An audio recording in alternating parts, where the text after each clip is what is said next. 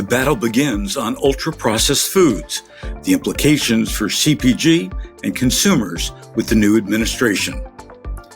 In recent years, the war on ultra-processed foods has gained momentum, driven by a growing body of research suggesting negative health impacts associated with these products. Ultra-processed foods that account for an estimated 70% of the nation's food supply are characterized by their high content of added sugars, unhealthy fats, preservatives, and artificial ingredients, and they've become a focal point for public health advocates, nutritionists, and increasingly policymakers.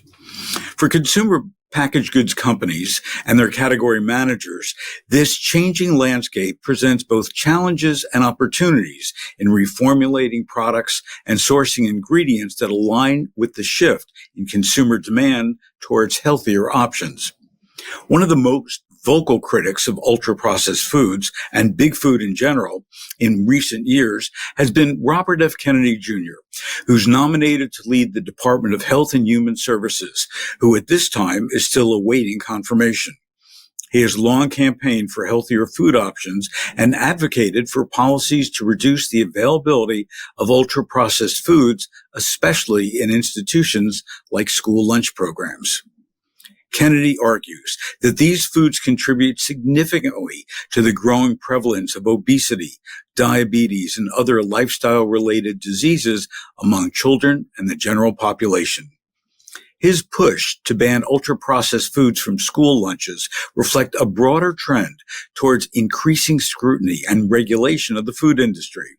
It's a movement he has dubbed Maha, or Make America Healthy Again.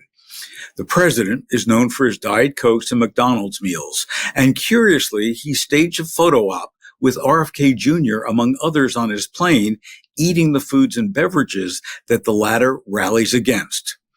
One of the key issues of the Maha program is championing regenerative agriculture. After all, he did make his mark as an environmental lawyer, but one for us all to watch. As by executive order, the president on his first day in office has pulled the U.S. out of the Paris Climate Accord.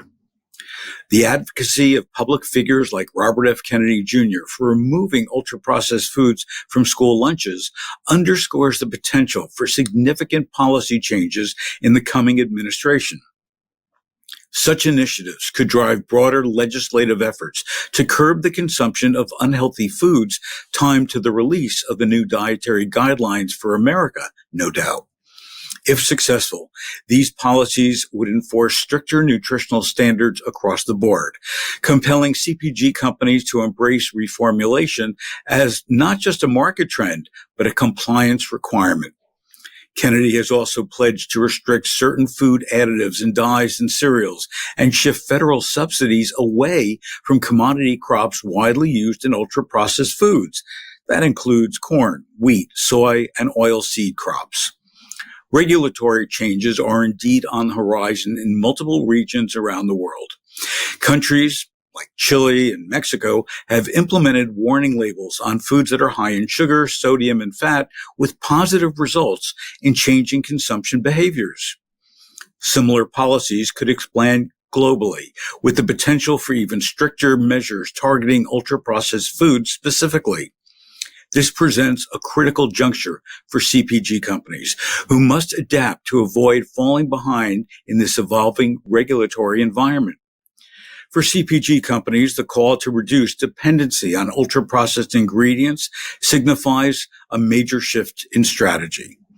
Reformulating existing products to make them healthier while maintaining production efficiencies, taste, and price competitiveness poses significant challenges.